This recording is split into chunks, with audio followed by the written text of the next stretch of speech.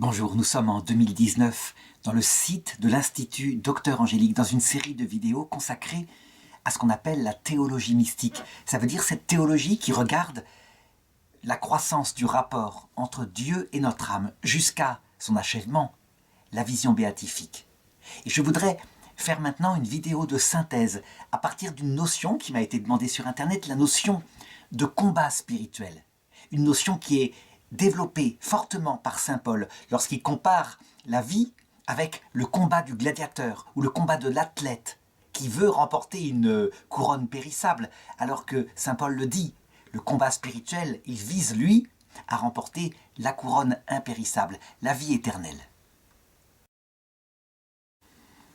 Et dans cette synthèse, je voudrais préciser une fois de plus que je suis en théologie catholique. Catholique, ça veut dire universel. Ça veut dire que la notion de combat spirituel, eh bien si nous, chrétiens, nous savons quel est son but, quel est son terme, eh bien nous savons aussi qu'il concerne tous les hommes de toutes les religions. Ça veut dire que quel que soit le chemin, ce chemin qui n'est pas le salut encore, mais qui dispose au salut, dit le Concile Vatican II, dans Nostra Aetate, quel que soit le chemin, Dieu, lui, ne vise qu'une chose, c'est de mener tous les hommes à la vie éternelle.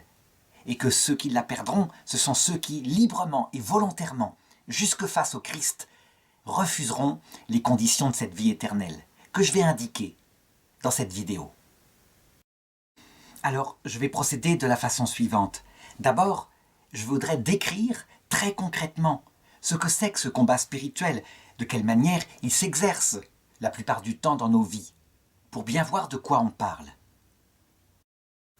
Et je voudrais montrer que dans la partie que l'on voit, qui est visible expérimentalement, ce combat, il est perdu en apparence. Il se termine par la mort. Mais que, attention, il y a un autre regard qui est indispensable, sinon on n'y comprend rien. Ce combat va se terminer, en fait, par une résurrection dans l'autre monde. Une résurrection où nous allons retrouver tout ce que nous sommes. Je voudrais montrer comment ceci est signifié prophétiquement de manière palpable par la prophétie qui est continue, toujours valable dans l'Église catholique et qui nous est donnée par le peuple juif dans son histoire. Mais que cela est signifié spirituellement, encore plus profondément, avec tout l'enjeu mystique et éternel qui est dessous, par la prophétie, la révélation qui nous est donnée par le Christ. Et enfin, dans une dernière partie, eh bien, je voudrais montrer comment la partie invisible de ce combat spirituel, la partie qui se réalisera, mais que l'expérience ne peut pas constater, eh bien, comment elle peut être racontée très simplement et comprise, ce qui donne évidemment un sens de l'espérance. L'espérance théologale, ça veut dire la certitude que tout cela a un sens, en tout cas pour ceux qui sont chrétiens. Et pour ceux qui ne le sont pas, eh bien, la nécessité de prier pour eux, parce que le combat spirituel les concerne aussi, mais que pour eux, il est beaucoup plus dur, parce qu'il n'a pas encore de sens. Alors je commence. Donc, première partie, qu'est-ce que nous voyons de ce combat spirituel? Eh bien, pour le comprendre, je pense que je suis contraint de prendre un texte de saint Paul qui le déclare, qui le manifeste en disant « Je constate en moi deux lois. Il y a une loi de ma chair qui m'entraîne à faire ce que je ne voudrais pas. Et quant à mon esprit, lui, il voudrait faire le bien et il n'y arrive pas. » On ne sait pas exactement sur quoi portaient les tentations particulières de saint Paul dans son individualité, mais tout ce qu'on sait, c'est qu'à un moment donné, il le déclare dans une lettre, « J'ai demandé 3 fois au Seigneur de me délivrer d'un ange de Satan qui me soufflette tout au long de la journée. Une espèce d'écharde que je trouve dans ma chair. »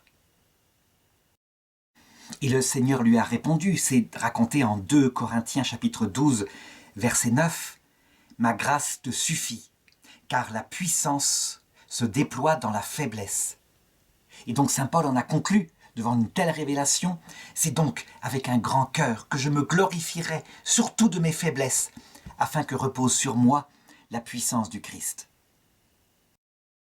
Voilà ce que décrit saint Paul, ce qu'il constate. Et avant d'en donner le sens, eh bien, je voudrais raconter comment concrètement ça se réalise pour nous. Globalement, très simplement, la plupart du temps, à travers 3 grandes tentations et chacun a la sienne propre. Et souvent, comme il ne comprend pas la tentation des autres, eh bien, il a tendance à critiquer les autres et à être miséricordieux par rapport aux siennes. Mais globalement, les trois grandes tentations portent sur les plaisirs égoïstes, sur l'argent égoïste, qui donne un sentiment de sécurité, et puis les gloires égoïstes, qui donnent un sentiment de valorisation. D'abord, commençons par les plaisirs égoïstes. Les hommes et les femmes le connaissent bien, mais les hommes particulièrement. Par exemple, les tentations d'ordre sexuel. Actuellement, avec Internet, les sites pornographiques à la portée de tous les adolescents et qui fait que, démunis dans une civilisation qui pense qu'il n'y a pas de danger, qu'il n'y a pas d'acquisition de vices qui font que, après, le jeune aura énormément de mal à contrôler sa sexualité, eh bien, on laisse faire en disant, ce n'est pas grave, il faut laisser les choses se faire et puis on verra bien. En réalité, lorsqu'on n'avertit pas les jeunes qu'il faut qu'ils commencent ce combat pour la chasteté, par exemple, ce combat spirituel pour acquérir un contrôle de leur sexualité et non pas pour être contrôlés par elle, eh bien, on les livre tout au long de leur vie à cette force qui va très souvent avoir des répercussions terribles sur leur vie de famille, sur leur couple. Pour les femmes, habituellement et plus souvent, les tentations paraissent plus fines. C'est le fait, par exemple, lorsqu'elles sont en couple, de ne plus éprouver de sentiments pour cet homme pour qui pourtant elles avaient éprouvé une passion tellement forte. Et souvent se présente dans leur vie l'homme providentiel, celui qui les écoute, celui qui comprend à quel point leur vie est un désert et qui, insensiblement, va les plonger dans une tentation qu'elles estimeront peut-être plus fine qu'une simple tentation sexuelle, parce que c'est spirituel, disent-elles, c'est un sentiment très fort qui me porte vers cet homme-là, qui lui me comprend. Et elles ne se rendent pas compte, souvent, livrées aussi à un manque de formation de la part de leurs parents, de la part de toute cette civilisation qui est en ruine, eh bien, elles ne comprennent pas qu'en fait, c'est aussi un plaisir. C'est un plaisir sentimental. C'est un plaisir qui les fait être tentées de commettre une trahison envers celui pour lequel elles s'étaient engagées. C'est exactement la même chose, sauf que c'est plus subtil, ça paraît plus fin, mais c'est un plaisir. Le combat spirituel porte sur cela en premier, et c'est le plus visible. Croire que le plaisir, c'est en fait l'amour. Et donc, croire que l'amour de soi, de son propre bien, c'est la même chose que l'amour qu'on éprouve pour un mari, pour un amant ou n'importe quoi. Évidemment, avec la maturité, on finit par être lucide et par se rendre compte qu'en fait, c'est une tentation. Très bien, mais le combat n'en est pas moins là, surtout quand on n'a pas appris dès sa jeunesse à combattre ce goût pour le plaisir et à le sacrifier pour quelque chose qui est plus grand, qui est la personne de l'autre, qui nous fait confiance, pour qui on s'est engagé. Voilà un premier lieu très concret du combat spirituel. Marthe Robin disait que l'écharde dans la chair de saint Paul, probablement, c'était cette chose qu'ont souvent les hommes, ça veut dire des tentations d'ordre de la chasteté. Deuxième combat spirituel très visible et très fort aussi, c'est l'argent, ou plutôt le besoin d'avoir une sécurité. Pour nous, en Occident, qui sommes dans une civilisation de l'abondance, on a l'impression que ce combat est moins fort, moins prégnant que la recherche du plaisir. Mais pour ceux qui ont manqué dans leur jeunesse, ce combat peut être extrêmement fort, au point que la peur de manquer est si terrible que s'il arrive qu'il manque, par exemple par l'entrée au chômage ou par une perte de revenus, l'angoisse est destructrice. Je me rappelle d'une scène d'un film qui s'appelle Titanic. Une scène qui m'avait profondément scandalisé parce qu'elle était dite avec un petit sourire. Rose, la femme du héros, la femme du film qui est amoureuse d'un jeune homme qui l'a sauvée de tous les côtés, était fiancée au départ sur l'arrivée sur le bateau avec un riche industriel qu'elle n'aimait pas, mais on voulait faire avec elle, pour elle, un mariage mondain. Et elle raconte, devenue âgée, que cet homme-là, après le naufrage du Titanic, elle ne l'a pas revu, mais qu'elle a appris qu'en 1929, il a tout perdu dans l'écroulement de la bourse et qu'il s'est logé une balle dans la tête. Et elle dit ça comme ça. En réalité, il y a là une deuxième forme du combat spirituel qu'il faut comprendre dans ce qu'a vécu cet homme-là. Cet homme-là était centré sur la possession, un niveau social. Et c'est une tentation qui peut être tout aussi forte, tout aussi source d'un combat spirituel que le plaisir, qui en l'occurrence pour Rose, l'héroïne du film, était ce qui la tentait tout au long de sa vie. On a l'impression comme ça que Rose, elle est spirituelle, qu'elle fait le bien, et que cet amant, ou plutôt cet ami qu'elle a eu, ce fiancé qui s'est tiré une balle à la tête, ben c'est un vulgaire dépravé, quelqu'un qui est matérialiste. Non, c'est pas comme ça qu'il faut regarder les choses. C'est aussi un combat spirituel pour cet homme-là. Et il faut prier pour ces hommes qui ont tout perdu financièrement et qui ont cru de cette manière-là perdre leur vie entière. Ils ont été confrontés à cette même épreuve. Troisième sorte de combat spirituel qui peut prendre certains, c'est le besoin de reconnaissance, le besoin de valorisation. On sait comme c'est important pour les enfants. Les enfants ont besoin d'être reconnus par leurs parents pour s'épanouir, pour, je dirais, se trouver bien dans leur peau. Mais en réalité, à un moment donné, quand on se sent bien dans sa peau, il faut se rendre compte que ce besoin de gloire, de reconnaissance, est une vanité. Et qu'il y a là aussi un combat spirituel qui nous prend tous, plus ou moins, dans notre vie. Ah, on sait bien, ceux qui ont la gloire semblent être détachés de la gloire et paraître très humbles. En réalité, ils ne sont pas. Simplement, ils sont comblés de gloire et de reconnaissance. Et ceux qui ne l'ont pas, très souvent, la recherchent avec passion. Ça fait partie de nos êtres. Et on dira que c'est les hommes surtout, parce qu'ils cherchent la gloire publique. Mais c'est aussi les femmes. Sauf qu'elles cherchent habituellement, plus souvent, la gloire dans les domaines de ce qui les passionne le plus dans leur vie. On sait qu'actuellement, c'est beaucoup la carrière, mais ça peut être aussi leur famille, la fierté par rapport à leurs enfants, par rapport à leur belle maison, etc.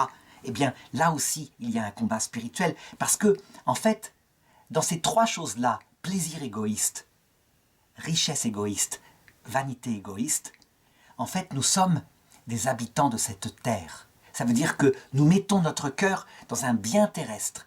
Et si nous comprenons avec notre esprit que ce bien est passager, qu'il est vain, qu'il va s'en envoler comme, je dirais, comme un souffle au vent, arriver à s'en détacher est une véritable lutte que tout le monde connaît sur un point ou sur un autre. Alors, certains diront, mais non, c'est pas le cas par exemple des saints. On pense à la petite Thérèse de l'Enfant Jésus. Elle, tout ce qui sont les plaisirs de la terre, la vanité de paraître, et puis les richesses, elle les a dépassées, non seulement matériellement à travers ces trois vœux, à savoir le vœu de chasteté pour les plaisirs, le vœu d'obéissance pour les vanités, puisqu'elle n'a plus de volonté propre, elle la remet à une supérieure, et puis le vœu de pauvreté pour les richesses, et qu'en plus elle a vécu profondément de ces vœux, donc l'esprit de ces vœux, elle les a intégrés en elle, et donc forcément on se dit, pour elle, il n'y a pas de combat spirituel. Eh bien on se tromperait, parce que le plaisir de la petite Thérèse, certes il n'est plus terrestre, mais son plaisir à elle, c'est son Jésus, c'est la présence de Jésus. Et ce plaisir-là aussi est source d'épanouissement terrestre en elle. Il y a donc un combat spirituel qui va l'atteindre à un moment donné, quand, juste après ses vœux, comme par hasard, tous les plaisirs sensibles qu'elle avait à l'oraison, la présence de Jésus, et les plaisirs intellectuels qu'elle avait à comprendre son mystère, lui sont retirés à travers une terrible nuit de l'esprit, où elle finit par dire « Je comprends maintenant ceux qui se tuent ». Parce que la maladie l'a étouffée en même temps que ces épreuves spirituelles sont venues. Ça veut dire quoi? Eh bien que personne ne peut échapper à ce combat spirituel. Et que si nous, qui sommes peut-être laïcs et peut-être moins spirituels qu'elle, les avons à travers les plaisirs, à travers la vanité, à travers les richesses, eh bien les grands mystiques les ont à travers leurs propres attaches. Et quand la tâche est très spirituelle, quand la tâche est pour le Christ lui-même, objet de la vie éternelle, eh bien c'est là-dessus que le combat spirituel va venir. Ça veut dire qu'à un moment donné, le Christ lui-même va leur retirer sa présence. Alors là, évidemment, on entre dans un mystère, mais on se dit, mais comment est-ce possible? On comprend qu'il veuille nous détacher des biens de la terre, mais est-ce qu'il voudrait nous détacher de lui-même? Bien sûr que non, ce n'est pas cela. Mais ici, lorsqu'on est arrivé ici de cette vidéo, on comprend qu'on est face à quelque chose. quelque chose de très très mystérieux, un mystère ultime, à savoir, on le voit, tout ce qui passe sur la terre, tout ce qui construit, tout ce qui se construit de beau, de bien sur la terre, y compris d'un point de vue mystique, à un moment donné, passe par une mort. Et c'est un mystère, il faut comprendre pourquoi. Alors je voudrais maintenant aborder la deuxième partie, ça veut dire manifester comment ce combat spirituel, dont chacun évidemment est témoin, et les enfants eux-mêmes avec des histoires de bonbons, des histoires d'être appréciés dans la cour de récréation, hein, ça concerne tous les hommes. Eh bien, à quel point c'est, je dirais, la marque même de ce que c'est que l'être humain, en tout cas sur cette terre. Je voudrais le montrer de deux façons. D'abord d'une façon prophétique, à travers une prophétie particulière que certains catholiques disent terminée, et ils ont bien tort. Elle n'est pas du tout terminée. Une prophétie particulière qui a une qualité extraordinaire, c'est qu'elle est presque palpable, visible dans l'histoire de ce peuple. Je veux parler d'une prophétie d'un petit peuple que Dieu s'est choisi pour cela, il y a à peu près 4000 ans, et qui continue de la donner à travers son histoire et qui quelquefois aimerait bien s'en passer. N'empêche que c'est comme cela. Il s'agit du peuple hébreu, le peuple juif, que Dieu se conserve intact alors qu'il ne devrait plus exister puisque Jésus-Christ s'est fait homme, mais il se le conserve intact parce qu'il doit continuer à donner, pour nous, qui ne sommes pas juifs, ce genre de prophétie qui nous parle. Eh bien, le combat spirituel, le peuple juif, l'a signifié de manière absolument profonde, incroyablement profonde, durant le XXe siècle. Je voudrais rappeler ce qui s'est passé et après en donner le sens spirituel que, évidemment, nous, chrétiens, nous voyons, puisque nous avons cette habitude de lire l'Ancien Testament à la lumière de son sens spirituel donné par Jésus-Christ, mais que, pour les Juifs, en tout cas en ce qui les concerne, ils prennent en pleine figure comme un mystère, quelque chose qu'ils ne comprennent pas, et ils ont bien raison. Ça nous montre à quel point, nous chrétiens, nous avons de la chance d'avoir reçu cette révélation, et à quel point les autres peuples, eux, nous devons comprendre comme c'est une grande souffrance quand il n'y a pas cette grande lumière qui explique tout. En tout cas, le peuple hébreu, dans les années 30, 40, est un peuple qui est au milieu de nous tous, aussi bien en Orient, dans les peuples musulmans mélangés, qu'en Occident, dans les peuples chrétiens ou quelquefois ex-chrétiens. Ils s'habillent comme nous, ils ont les mêmes travaux que nous. Il y en a certains, en Pologne par exemple, qui sont agriculteurs, d'autres sont des savants de très haut niveau, ou des banquiers, etc. Bref, ils exercent toutes les professions. Et il s'avère que, dispersés comme ils le sont dans le monde, différents des autres peuples, ils s'attirent parfois la haine, non pas parce qu'ils auraient commis forcément des torts, mais par le fait même qu'ils sont différents. Et dans la mesure où les peuples qui les entourent, quelquefois, se sentent supérieurs aux autres peuples. Et c'est ce qui est arrivé en Europe en ce début de XXe siècle. Les peuples européens se sont sentis puissants, plus intelligents que le reste du monde, et donc ont développé une sorte de haine, de revanche contre ce peuple hébreu, pour n'importe quelle raison. Chacun avait son juif auquel il identifiait tous les juifs. Par exemple, celui qui avait des dettes disait « les juifs sont banquiers ». Ou celui qui était jaloux parce qu'il n'était pas professeur disait « les juifs prennent tous les profs de professeurs ». Ou celui qui était agriculteur en Pologne disait « regardez, ils prennent les terres », etc. L'essentiel, c'est que parmi nous, présents parmi nous, ils se sont mystérieusement attirés une haine qui a abouti à quoi, à un moment donné, à travers la passion d'un homme qui n'est pas fou, qui était simplement rationnel avec une idéologie précise. Ils se sont attirés une persécution qui a abouti à la mort d'un tiers d'entre eux. 6 millions de juifs européens, dont presque 2 millions d'enfants, sont morts dans les années 41-45, alors qu'il y avait sur la terre 18 millions de juifs. Un tiers, à peu près, est mort. Un tiers, chiffre biblique en plus, chiffre apocalyptique, ce qui indique à quel point il y a là quelque chose de prophétique. On a vu des gens qui étaient, je dirais, humains comme eux, les considérer comme des non-humains, les tuer sauvagement, enfants compris, et en devenir parfois complètement fous, tellement la réalité était là qui s'imposait, c'était des humains comme nous, avec des enfants qu'ils aimaient comme nous, etc. Ce combat a duré pour eux 4 ans. 4 ans d'extrême violence, sans compter les années d'avant qui préparaient. Et ce combat a fini par aboutir à une libération. Certains ont dit, mais il n'y a pas que qui ont vécu ça, il y a aussi les tziganes, il y a aussi les homosexuels, les Polonais, les Russes. Les Russes, par millions, sont morts de faim dans des camps de prisonniers. Oui, oui, certes, c'est évident.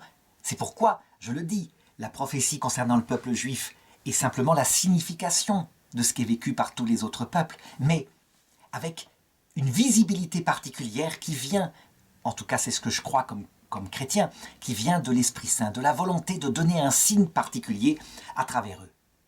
Et qu'est-ce que ça signifie, ce qu'ils ont vécu, au sens spirituel? Donc, interprétation spécifiquement chrétienne, que j'espère, mes frères juifs ne me reprocheront pas. Ça signifie quoi? Eh bien, ce qui arrive à toutes nos âmes dans le combat spirituel. En fait, nos âmes sont haïes. Elles sont haïes par quelqu'un. Quelqu'un de réel, de vivant. Quelqu'un qui est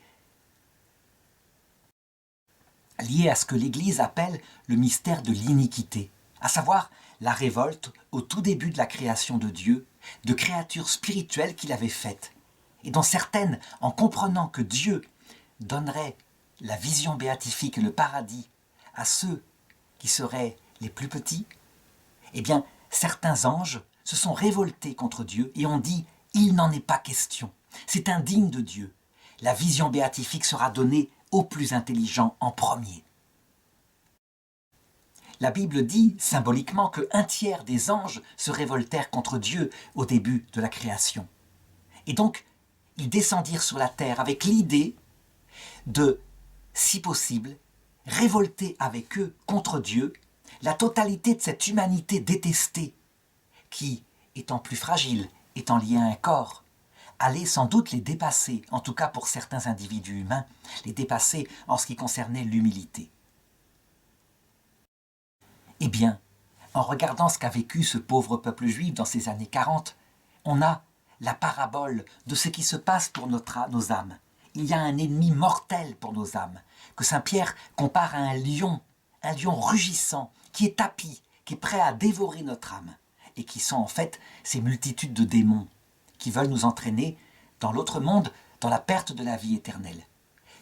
En ce qui concerne le peuple juif, ces démons vivants ont été représentés par ces légions d'Hitler, ces SS avec leur tête de mort sur leur casque, leur uniforme noir, et qui étaient là dans les camps. Mais nous voyons qu'il y avait d'autres ennemis qui s'acharnaient contre eux, à savoir parfois des capots, ça veut dire des gens de leur propre peuple qui, pour se mettre bien avec et pour survivre, collaboraient avec ces nazis et persécutaient leur propre peuple. Eh bien, symboliquement, ça signifie que le démon n'est pas le seul ennemi. Il y a en nous des pulsions intérieures, des choses qui nous appartiennent et qui essayent de nous éloigner de Dieu, à savoir notre propre convoitise. Convoitise pour les plaisirs, convoitise pour l'argent, convoitise pour la gloire, comme je l'ai indiqué au début de cette vidéo. Et nous voyons l'intensité de ce combat spirituel. Nous le voyons en contemplant ce qu'ont vécu les pauvres juifs durant cette époque-là. C'est un combat à mort. Notre ennemi n'a aucune pitié pour les enfants juifs, qu'ils brûlaient, qu'ils gazaient comme les adultes, et aucune pitié pour nous, pour les bons fruits que nous pouvons produire. Ils s'en fichent, ils veulent nous entraîner avec un grand mépris pour nous, dans la même révolte qu'eux, mais sans nous aimer. C'est pas pour notre bien, c'est pour leur bien à eux, afin d'obtenir ce qu'ils convoitent, à savoir, je l'ai dit, la possession du trésor éternel, la vision de Dieu, de ce Dieu auquel ils n'obéissent pas, mais simplement parce qu'ils savent que c'est source, pour eux qui sont des purs esprits, de gloire, de puissance, de richesse. À la fin de cette grande persécution, lorsque, en 1945, on a découvert la réalité de ces camps de la mort, la grande question que s'est posée le peuple juif face à Dieu, ce Dieu unique que les rabbins adorent, c'était celle-ci. Pourquoi tu as laissé faire cela? Pourquoi Dieu s'est-il tu? Est-ce que Dieu était présent à Auschwitz? Cette question, elle était réaliste. Je sais que certains chrétiens disent « mais il ne faut pas poser la question à Dieu, il faut poser la question à Hitler, aux SS, à ceux qui ont commis le mal. » Non, les Juifs sont bien plus réalistes que nous. Ils savent que Dieu est tout-puissant et que donc Hitler n'aurait rien pu faire sans que Dieu n'ait laissé l'autorisation. Il faut être réaliste. Le Tout-Puissant peut arrêter Hitler, il fait ça et son cœur s'arrête. Donc, dans ce combat spirituel, comme je l'ai dit, s'il y a les démons qui sont là, représentés par les SS, il y a fondamentalement la question qui se pose et que posait déjà Job dans l'Ancien Testament, la question qui se pose à Dieu. Pourquoi est-ce qu'il permet tout ce mal? Pourquoi est-ce qu'il permet ce combat spirituel? Est-ce que ça sert à quelque chose? Et là, il faut le reconnaître, le peuple juif n'a pas la réponse. Il ne peut que constater le fait. Cependant, il faut bien le reconnaître, si la théologie chrétienne reçue par le Christ donne la réponse, très peu de chrétiens actuellement vivent de cette réponse. Je me rappelle par exemple, pour bien montrer à quel point c'est réaliste et que ça signifie tout ça, à quel point mon propre papa, lorsque lui, vétérinaire de très grand niveau, a fini par perdre le contrôle sur sa propre vie à travers des maladies neurologiques, et puis à se retrouver sur une chaise roulante, et puis complètement dépendant, vaincu dans son corps par des maladies qui s'accumulaient.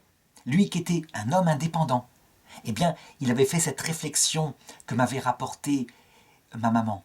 Il avait dit, comme il faut passer par un chemin très dur pour en fin de compte descendre dans le tombeau. C'était une parole de ce genre, pas exactement celle-là, mais en tout cas une parole de ce genre. Je voudrais terminer cette deuxième partie pour bien montrer à quel point on est au cœur du mystère de l'être humain par rappeler un petit texte de l'Apocalypse qui simplement signifie la même chose. C'est l'Apocalypse chapitre 5 verset 1, les 7 mystères scellés. C'est l'histoire d'un être qui siège sur un trône et qui tient dans ses mains un livre roulé scellé de 7 sceaux, et personne, ni sur terre, ni sous terre, ni dans la mer, ne pouvait ouvrir les 7 sceaux et indiquer ce qui était écrit dans ce livre. Et Jean, qui est témoin de ce rêve apocalyptique, en pleure beaucoup, parce que personne ne pouvait l'ouvrir. Et il constate que ces 7 sceaux, eh bien en fait, ce sont tout ce que je viens de raconter. À savoir, un cheval blanc. Pourquoi? Parce que quoi qu'on fasse, tôt ou tard, on finit par être vaincu. Un cheval rouge, parce que nous sommes en guerre à l'intérieur de nous-mêmes, et à l'extérieur, il y a tout le temps des guerres. Un cheval verdâtre, la maladie, la famine, et quand c'est la famine matérielle en Afrique, en Europe, où il n'y a plus de famine matérielle, c'est la famine spirituelle, l'absence de Dieu, l'angoisse qui va avec. Et puis un cheval noir, la mort. Ensuite, c'est le fait que, quel que soit ce qu'on fait de juste, quand on est juste par exemple pour rétablir quelque chose qui va aller mieux sur terre, très vite c'est oublié et l'injustice revient. Et le 6e sceau, c'est le fait qu'à un moment donné, tout finit par être vaincu, détruit, ravagé. La vieillesse arrive pour un grand combat. Enfin arrive le 7e sceau, presque le plus terrible, dont je viens de parler à l'instant. Il y eut dans le ciel un silence, une demi-heure. Le silence de Dieu. Pourquoi une demi-heure? Parce que ça dure une demi-vie. En fait, ça ne dure que le temps de la vie terrestre. Et c'est là que je vais pouvoir aborder maintenant la 3e partie, pour donner maintenant l'explication de tout cela.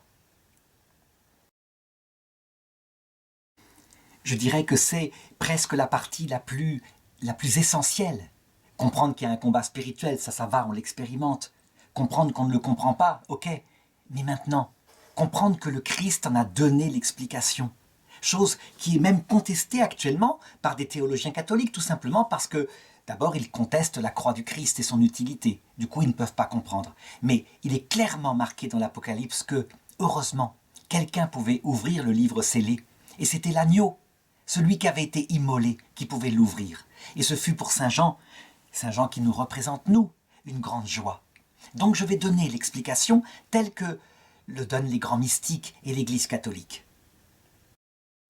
Il faut bien l'avoir en tête, il faut qu'elle soit simple. Ce qui est logique est simple à exprimer. En réalité, tout s'explique par le but de tout cela.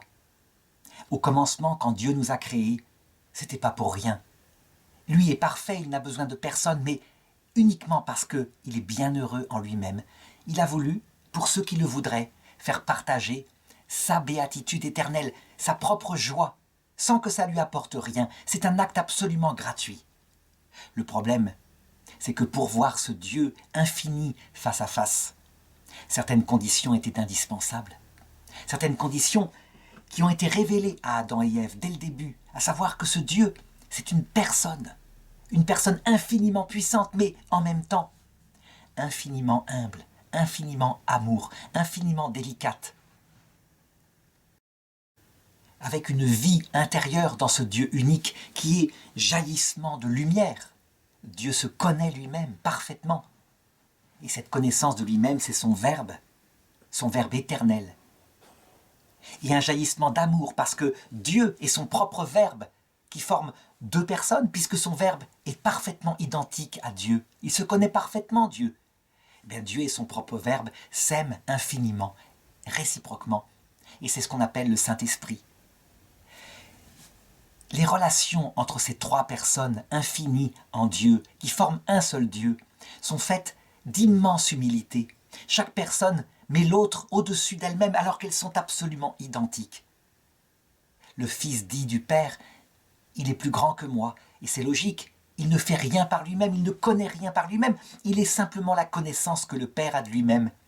Et le Père dit du Fils, donc de son propre verbe, je ne suis rien sans lui, et c'est logique, puisque le Père ne se connaît pas lui-même sans son verbe est sa propre connaissance de lui-même.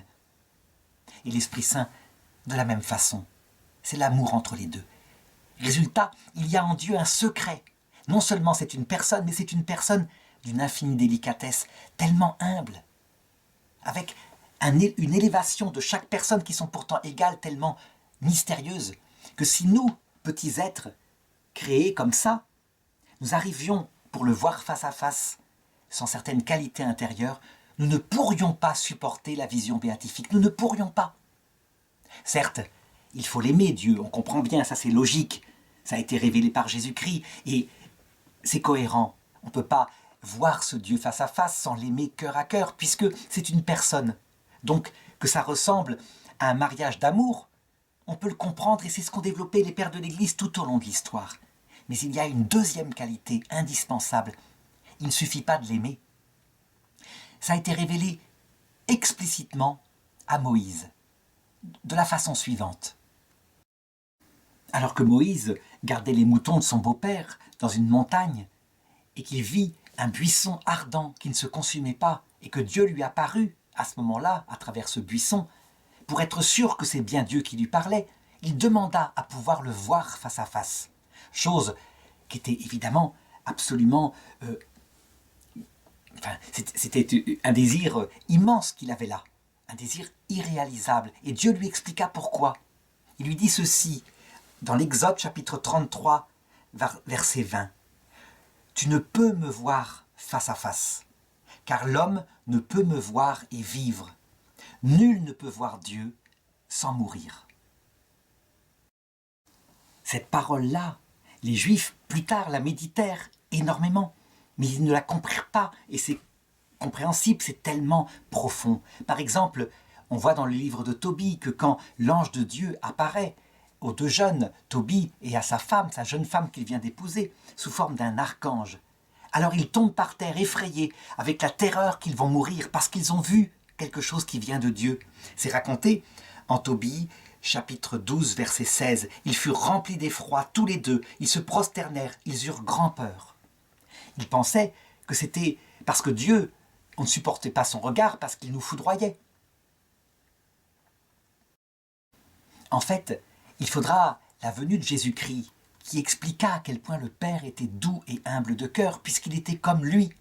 Et il l'expliqua de telle manière à la croix, en donnant sa vie par amour pour nous, ce qui implique non seulement son amour, mais aussi son humilité, puisqu'il accepte une mort d'esclave. Il l'a choisi même, il est venu pour cela.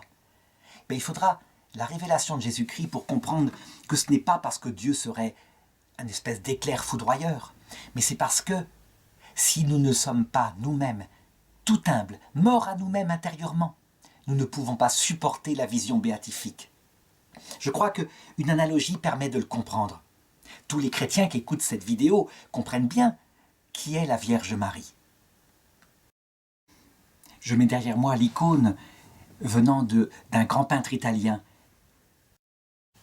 appelé Botticelli, et qui indique bien à quel point, à travers son physique, qui est magnifique, c'est une personne immensément humble, immensément pure, immensément intériorisée. Eh bien, pour comprendre à quel point il est impossible de voir Dieu, je voudrais donner cette analogie suivante. Imaginons que nous soyons Saint Joseph. Saint Joseph est un homme comme un autre, avec des qualités, des défauts. Et imaginons que une jeune femme nous demande de bien vouloir, si nous le voulons, la protéger parce qu'elle voudrait se consacrer entièrement à Dieu et que c'est impossible à son époque de devenir ainsi religieuse, et que nous acceptions pour lui rendre service. Et puis imaginons qu'à un moment donné, il nous soit donné une grâce absolument unique. Tout d'un coup, qu'au-delà de son physique, qui simplement nous paraît très limpide, mais tout de même, qui ne révèle pas qui elle est profondément, nous ayons la révélation de son âme immaculée, immaculée conception, toute pure, ne pensant jamais à elle-même, ne pensant qu'aux autres, entièrement donnée à Dieu et à son prochain, et à nous-mêmes, qui voulons bien l'accompagner. Eh bien, est-ce que nous, avec nos pensées parfois pas très pures, etc., nous pourrions continuer à rester auprès d'elle, à nous occuper d'elle? Je pense que, effrayés par notre impureté, en comparaison d'une telle limpidité, nous ne supporterions pas de voir en permanence son âme, et nous demanderions à être détachés de ce rôle dont nous sommes absolument indignes. Eh bien, ça illustre bien. Voir Dieu face à face, dont la Vierge Marie, disait le Père Kolb, est un peu l'image de l'Esprit Saint. Si nous sommes vaniteux, centrés sur nos besoins de sécurité, si nous sommes, je dirais, avec nos besoins de petits plaisirs, tout en nous estimant quelqu'un de bien, nous ne supporterions pas. C'est impossible. Nous ne pourrions pas voir Dieu face à face, même en l'aimant, si nous n'avions pas un cœur préparé d'une autre façon. Et c'est ce que Jésus va expliquer d'abord d'une façon très profonde à des Grecs qui se présentent à lui, donc pas à des Juifs, pour bien indiquer que ce mystère concerne tous les hommes. À un moment donné, des Grecs demandent à voir Jésus et passent par un de ses apôtres qui s'appelle Philippe. Et Jésus accepte de les recevoir et il leur dit ceci, directement. Si le grain de blé tombé en terre ne meurt pas, il reste seul. Mais s'il meurt, il porte beaucoup de fruits. Et saint Jean qui assistait à l'entretien le note dans son évangile. Qu'est-ce que ça voulait dire? Plus tard, il y réfléchir et il se dire, ça parlait du Christ lui-même, de son humanité, qu'allait vivre la croix. Mais en fait, ça parlait aussi de tous les hommes. Si un homme, quel qu'il soit, ne meurt pas à lui-même, à un moment donné, ne découvre pas sa propre misère, jusqu'au tréfonds de son âme, il reste seul, il ne peut pas voir Dieu. Mais s'il passe par ce combat spirituel et par la mort à lui-même au terme de ce combat, alors, ayant touché le fond de ce qu'il est, il peut parfois entrer dans la vision béatifique. Et voilà, nous touchons là à la clé de toute l'explication de cette vidéo sur l'existence du combat spirituel, de la défaite finale dont je parlais tout au long, signifiée par le martyre du peuple juif, par le martyre de tous ceux qui nous entourent, etc. La clé, c'est que Dieu est en train de former en nous un cœur pauvre, un cœur brisé, un esprit humilié, dans une terre étrangère. Et il le fait par tous les moyens qu'il faut, non pas pour nous perdre, mais justement pour que nous puissions un jour entrer dans la vision béatifique. Et si un jour cette croix, cette douleur nous arrive, nous chrétiens, nous sommes sûrs que Dieu ne fait pas ça pour nous écraser, puisque il a voulu lui-même venir sur terre, le vivre jusqu'au bout, jusqu'à la plus terrible des épreuves qu'on appelle la nuit de l'esprit. Quant à la croix, dans son humanité sainte, il dit « Mon Dieu, pourquoi m'as-tu abandonné ?» ayant renoncé à cette présence intime, donc vivant le désespoir. C'est ça qu'on peut considérer, cette épreuve-là. C'est l'épreuve ultime que peut vivre un homme, pour bien montrer que s'il pouvait faire autrement, que nous façonner un cœur comme cela, il le ferait, mais que c'est impossible. Personne ne peut voir Dieu sans mourir. Alors voilà, je disais que cette partie-là est la plus importante. En effet, lorsqu'on comprend la cohérence de tout ça, évidemment, tout devient plus facile à vivre. Comme disait Jésus, « Chargez-vous de ma croix parce que ma croix est légère. » elle n'est pas plus légère en apparence que la croix des pauvres gens qui nous entourent et qui ne connaissent pas le Christ. Sauf que, comme nous savons à quoi elle sert, du coup elle prend sens et donc elle devient légère. Prenons d'abord l'analyse du combat de saint Paul, cette fameuse écharpe dans sa chair dont je parlais tout à l'heure. Pourquoi est-ce que Dieu lui laisse? Pourquoi est-ce que Dieu nous laisse nos pulsions jusqu'à l'heure de notre mort? Elles resteront et nous passerons notre temps à les combattre. Et ce sera toujours les mêmes défauts qui viendront nous retenter, mais il faudra toujours combattre. Saint Paul le dit. Eh bien, il donne l'explication en 2 Corinthiens chapitre 12, verset 7. Pour que l'excellence même de ces révélations que j'ai reçues ne me rende pas orgueilleux, il m'a été mis une écharde dans ma chair, un ange de Satan chargé de me souffleter pour que je ne devienne pas orgueilleux. Eh bien, pourquoi est-ce que nous, chrétiens qui avons reçu ces mêmes révélations, il nous laisse ce combat spirituel jusqu'au bout? C'est pour la même raison. Nous deviendrions sinon les plus orgueilleux des hommes, forts, maîtres de nous-mêmes, méprisant les autres. Mais non, nous sommes comme nos frères qui ne connaissent pas le Christ, avec simplement cette charge de connaissance qui fait que tout est tellement plus léger. Donc quelle chance nous avons d'avoir reçu la foi dès maintenant dans ce que nous voyons de la vie terrestre. Pour nous qui en sommes là dans le combat spirituel, ça veut dire que qui sommes confrontés à des tentations. Comment est-ce qu'il faut vivre ce combat spirituel? Eh bien, avec les armes que donne l'Église. D'abord, comme dit saint Paul, on se bagarre contre ces défauts, cette soif de plaisir égoïste, de vanité égoïste, d'argent égoïste. On se bagarre comme on peut. Et on sait très bien que selon nos tentations particulières, on va retomber dans notre défaut majeur. Dans ce cas-là, on n'est pas perdu. On se relève et on se confesse. On se confesse au prêtre quand c'est possible et on se confesse à Dieu instantanément en disant « Regarde, je ne suis pas mieux que les autres, tu m'as donné la foi et t'as vu, je fais pire que les autres alors que j'ai tellement d'aide de ta part. » Dans ce combat spirituel, il faut tout faire pour ne pas tomber et si un homme tombe en se confessant, il transforme cette chute en de l'humilité, en une conscience qu'il ne vaut pas mieux que les autres et donc il est en train de gagner le combat spirituel.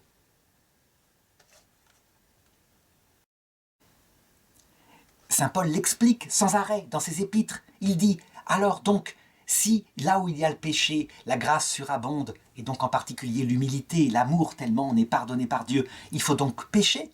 Alors pourquoi pas? Pourquoi ne pas pécher? Après tout, c'est pas grave. On se confesse après, tout va bien, on devient plus humble et tout ça. » Saint Paul répond « Certes non. Il faut pas faire ça. Il faut se bagarrer contre son péché. Si on se complaît dans son péché, à quoi ça sert? Et le combat spirituel il sera perdu. Parce qu'au bout d'un certain temps, eh bien, le péché deviendra notre nature, notre égoïsme. On se dira, je le développe, ça n'a pas d'importance. Dieu est amour, il pardonnera bien. Le combat spirituel doit être mené. Et c'est dans les chutes qui arrivent dans ce combat que peut se développer, avec beaucoup de désolation, l'humilité d'un cœur qui a tout fait pour ne pas tomber et qui malheureusement découvre sa misère. Donc tous ceux qui sont tentés, au bout d'un certain temps, par exemple au bout de 30 ans de combat spirituel, et qui retournent se confesser des mêmes péchés qu'ils avaient 30 ans avant, de dire je ne vais plus me confesser, je suis hypocrite, je dis au prêtre, je jure de ne pas recommencer, et je sais très bien que je vais recommencer dans la demi-heure. Eh bien, ceux-là doivent continuer de se confesser. C'est un entraînement, mais simplement ne plus avoir d'illusions sur eux. Ils développent par là, par cette constatation de leur misère, à condition qu'ils combattent, ils développent par là un cœur qui est déjà préparé à être sans illusion sur eux-mêmes. Est-ce que cette humilité suffit pour entrer dans la vision béatifique? Ben non, et je voudrais parler maintenant de la deuxième phase du combat spirituel, celle que j'ai décrite avec ce qu'a vécu ce pauvre peuple juif, ce qu'a vécu Jésus à la croix. Quand arrivera un jour notre heure, l'heure où nous connaîtrons l'épreuve suprême, qui peut venir par exemple par la vieillesse, les handicaps qui commencent à se développer, comme je l'avais raconté pour mon propre père, et qui peut venir par l'épreuve d'une dépression nerveuse. Bref, quand on touche le fond de sa misère, et qu'à un moment donné, on sait que cette épreuve est là, quand on commence à dire « j'aimerais bien mourir, je ne veux plus vivre, ça n'a plus de sens ». Ce que disait la petite Thérèse, je comprends ceux qui se tuent.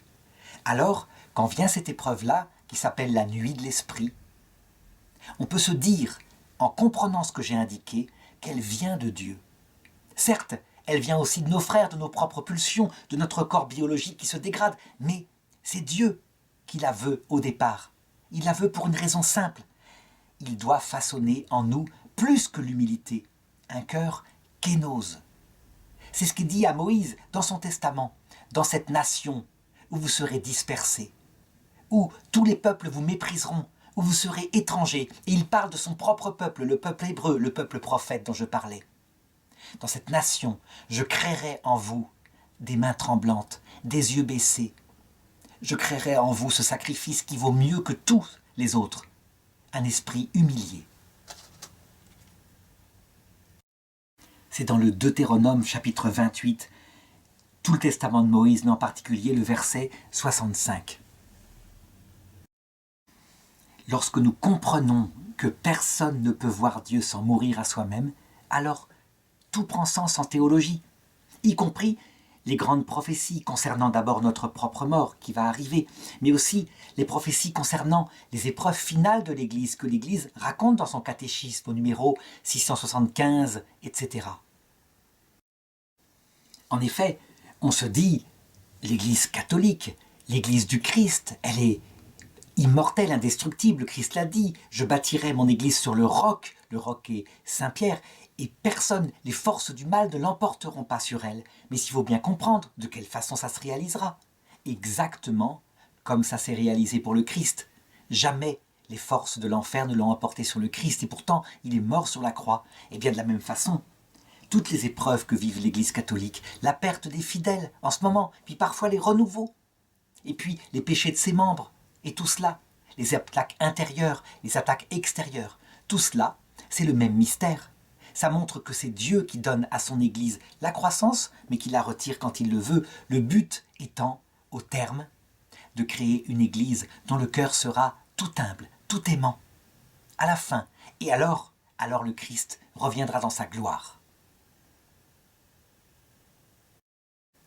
En effet, il me reste une quatrième partie à aborder.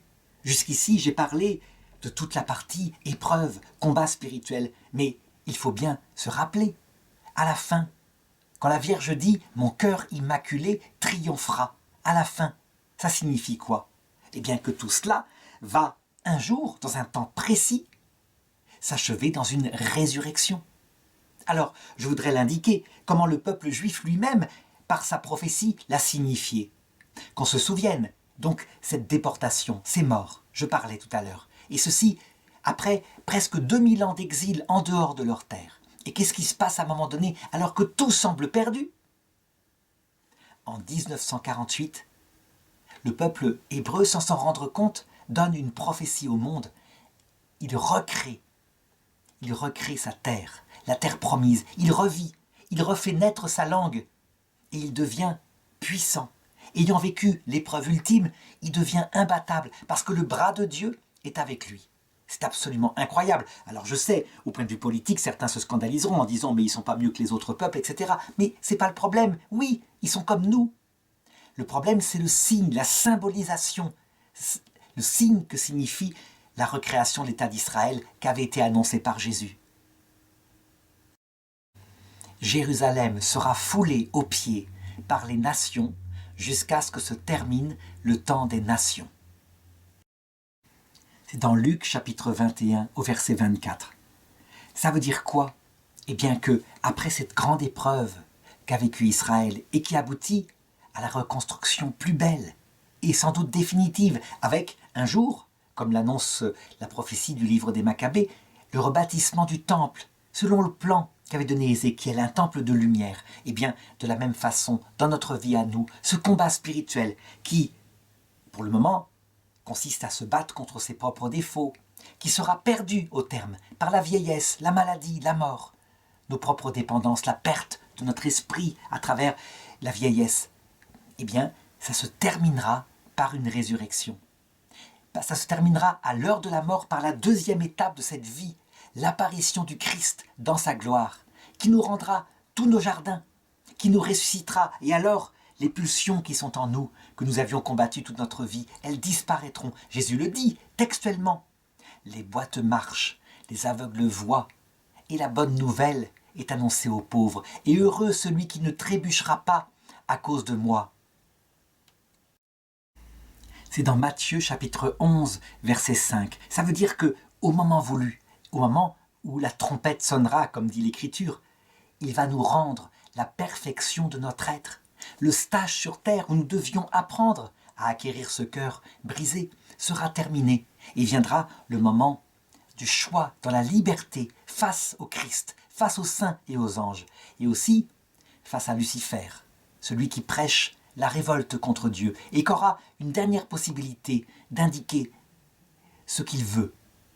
Certains librement le suivront. Certains librement mépriseront le Christ. Ils trébucheront en refusant la vision béatifique à cause des conditions que le Christ a révélées. Personne ne peut voir Dieu sans devenir tout humble et tout amour. Mais pour ceux qui auront combattu le vrai combat, ça veut dire qu'ils se seront battus contre leurs pulsions jamais vaincus et qui auront transformé ce combat en humilité, en repentir, en pauvreté du cœur. Eh bien, ce sera l'entrée dans la vie éternelle. Je voudrais terminer donc cette vision globale du combat spirituel. Je voudrais terminer par la chose suivante. Tout à l'heure, je citais cette citation quand Jésus dit à Jean-Baptiste « Allez dire à Jean, les boiteux marchent, les aveugles voient, la bonne nouvelle est annoncée aux pauvres. » Jésus l'annonce donc à quelqu'un qui ne sait pas vraiment, qui doute, est-ce qu'il est le Messie ou pas? Ça veut dire quoi? Eh bien que nous, catholiques, avons reçu la plénitude de la révélation du sens de tout cela. Nous serions absolument ingrats si nous n'annoncions pas cet évangile à ceux qui ne le connaissent pas encore ou à ceux qui l'ont oublié. Par exemple, aux personnes âgées, les anciens 68ards qui arrivent à l'heure de la mort en ayant balayé l'espérance. Leur annoncer la joie du Christ qui vient, leur donner de nouveau ce qu'ils avaient reçu dans l'enfance et qu'ils ont ensuite méprisé au nom de leur liberté.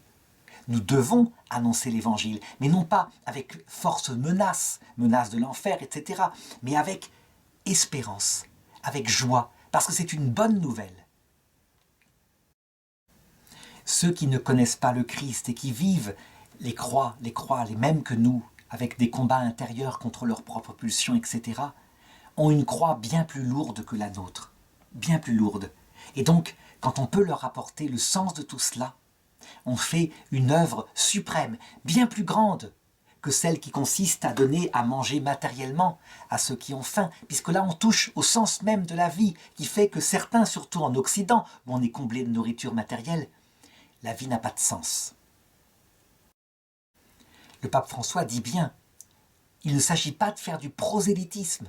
Le prosélytisme, c'est une annonce de l'évangile avec des moyens malhonnêtes, comme par exemple des promesses d'argent ou des menaces d'enfer éternel si on n'écoute pas sa parole à nous qui sommes les savants. Non, il s'agit de l'annonce de l'évangile. L'évangile est une bonne nouvelle et l'Esprit Saint, s'il veut bien suivre notre parole, c'est lui qui viendra brûler le cœur de ceux qui n'attendent que le Christ et leur révéler enfin le sens de tout ça, transformant de l'intérieur leur vie, puisque quand on connaît le Christ, on renaît, tout prend sens.